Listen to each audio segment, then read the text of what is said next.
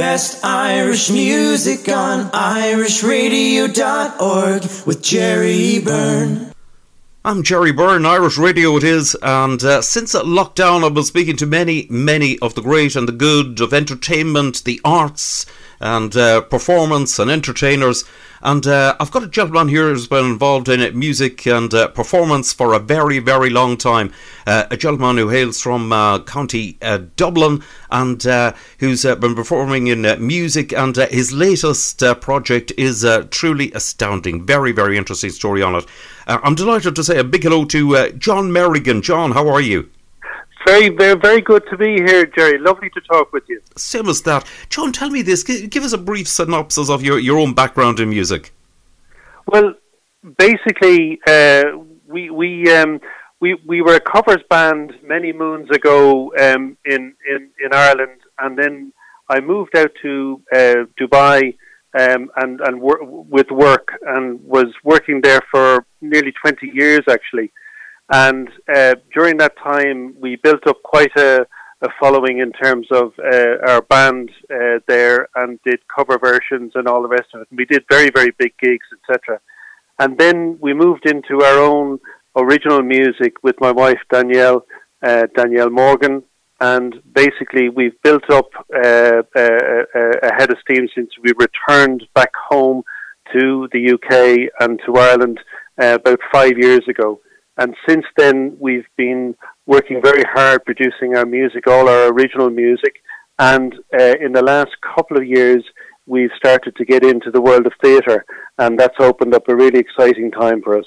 Right, and well believe it. Now, you were doing the covers band, and needless to say, you were doing it back in the day when when all the covers bands were really seriously popular. No, very much so, and it was great because we were able to get together great musicians, and I suppose over the years you hone your craft, and you perform big gigs. I mean, we were doing gigs of 10,000 people or more sometimes in Dubai, and but there reached a point where we really wanted to turn our attention to our own material, and almost you have to go back to the very start then when you're building up your own material. So we decided to leave Dubai, Danielle and myself, and a couple of the band members came back and followed us about 5 years ago. And since then, we've started and focused exclusively on our own original material. And to date now, we've written and recorded probably over 100 tracks, and still going. So it's been a great journey. That is fantastic, John. Well done to you on it. And of course, your lady wife is respectively known, in music as well. No, very much so. Danny she's had really two careers. She had a career when she started back when she was a teenager, and she was in a few girl bands, and she was in the Brit School of music, and came up through the ranks there. She then took a break, actually, and went into more real-life things, and she was a police officer and met police for 10 years.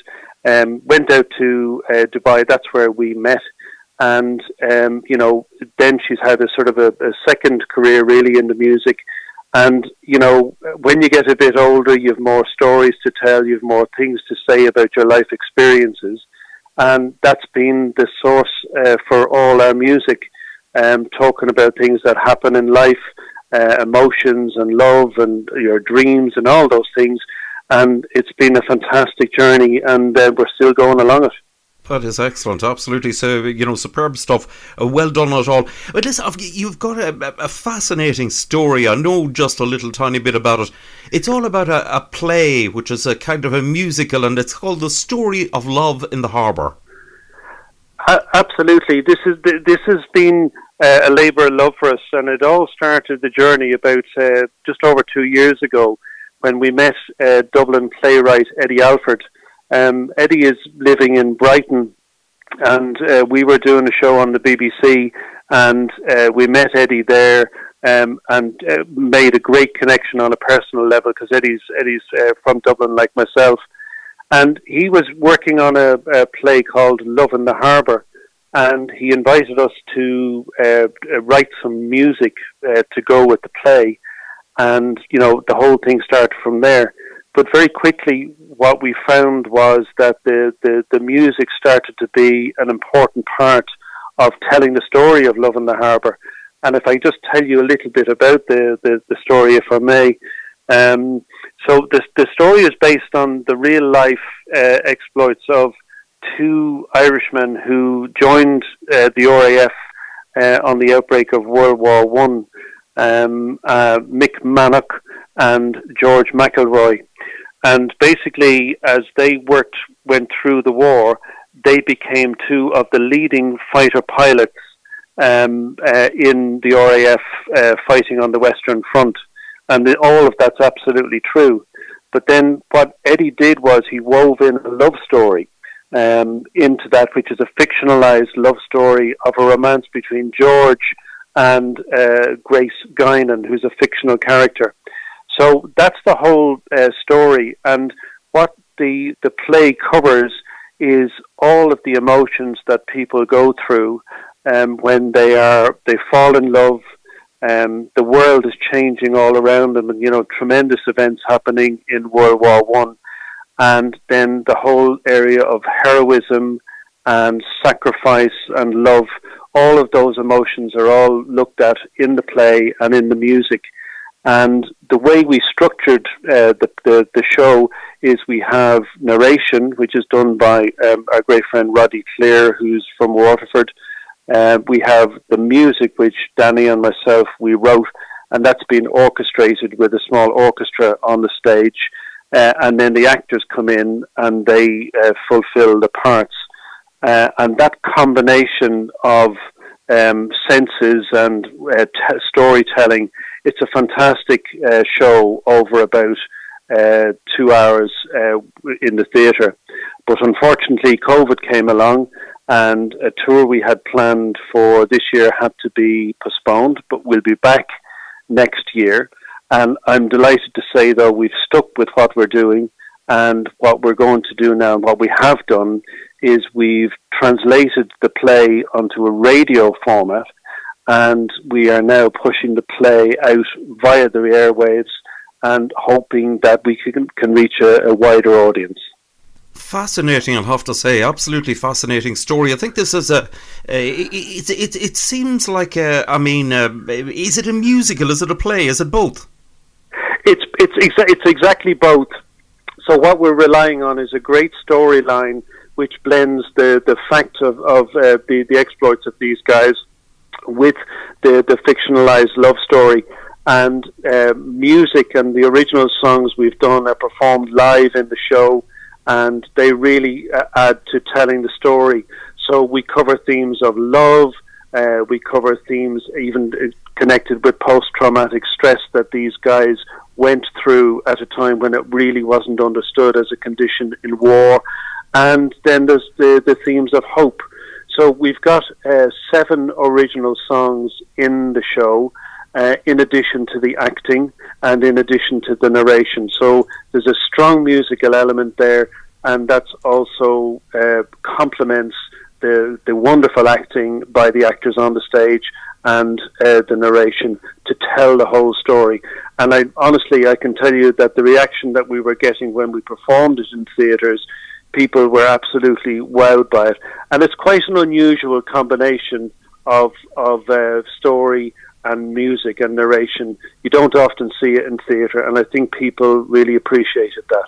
I'd well believe it. It just sounds. It sounds to me astounding. I mean, I've actually don't think I've ever heard of anything like this before, to be absolutely honest. Well, we've come across an awful lot of feedback that people saying they weren't expecting it, they hadn't seen the like of it before, and an awful lot of people said that it wouldn't work. And as I've said to you before, sometimes having a vision for what you're trying to do can be a bit a scary thing, because there's an awful lot of people who are in the theatre who say, well, we're not sure that that's going to work. And we've had some well-known actors, well-known critics who were sceptical, but then when they came along and saw it, they came backstage afterwards and said, you know, fair play, it really does work. And, you know, it was a very scary thing, building the show, producing it, and the first few performances, because you're never absolutely sure how people will react. But I can tell you, people loved it, and you know, they're asking for more. And you know, we hope in the new year, when theatres open up again and so on, that we'll be able to take the show on the road again. Right, because I mean, you've already had a number of highly successful performances. Yes, we did, and we were very lucky to play to full houses in the early part of the tour, and you know, I'll just give you a small example. We had hardened officers from the RAF, for example, who came to see the show because they understood that connection, and some of them ended up crying and laughing, and they came up to us afterwards and just said, what you're doing is really very moving and very important. And then we've had an awful lot of great comments back from, you know, Irish people who've gone, and they've said they've never really understood or were aware of that part of our history, you know, and what Irishmen did during World War One. So we hope that, you know, we're adding a little value as well in terms of illuminating that part of history for people who come to see the show. Indeed, it does sound absolutely fascinating, and I can say that your play musical, which very, very much lends itself to radio. Strange and all as it seems, but it does. We'll have it here on Irish Radio on Sunday. Now, we'll be giving you some reminders on the way. It'll be on Sunday, 27th of December at 3 o'clock in the afternoon. We'll have it up also, listen again and all sorts of other things. But it'll be first broadcast here on Irish Radio, and I believe we're actually one of the first people to actually broadcast it, John. Very much, Jerry, and we're so happy and so thrilled that you're going to take it on and help us get the play out there, and definitely on Irish Radio it'll be one of the first stations, and we're lucky enough also that in the new year some other stations are taking it on, and I hope that some people who'll be listening and so on, they'll also maybe make contact with us or whatever to try and help us get the show broadcast even further afield. So we're very grateful for you having the confidence in us and giving us the break to get the show on the radio with you. John, it's all a real pleasure. Now listen, how can somebody, if anybody would like to find out more information, how can they find out more? Well, what we have is Danielle Morgan's website is one of the best sources for that at the moment, and that is www.daniellemorganmusic.com. And then the other place where we are active is on Twitter, and Love in the Harbour has its own Twitter handle, which is at LITH Musical. So Love in the Harbour, if you like, so at LITH Musical. And we'll be updating everybody on those two platforms, as well as on other parts of social media, and working with yourself to do that. And we'd love to hear from people.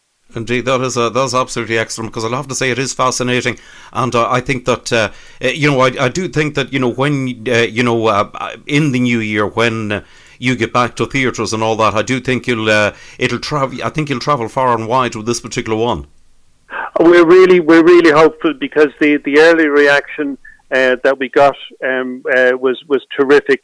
We've obviously been hit very hard by the setbacks in theatres generally, not just us and everyone in theatre, but we're so passionate about this, and we want to bring it back on the road as soon as we can and get it out. It's a great story. The music is beautiful. It's very moving.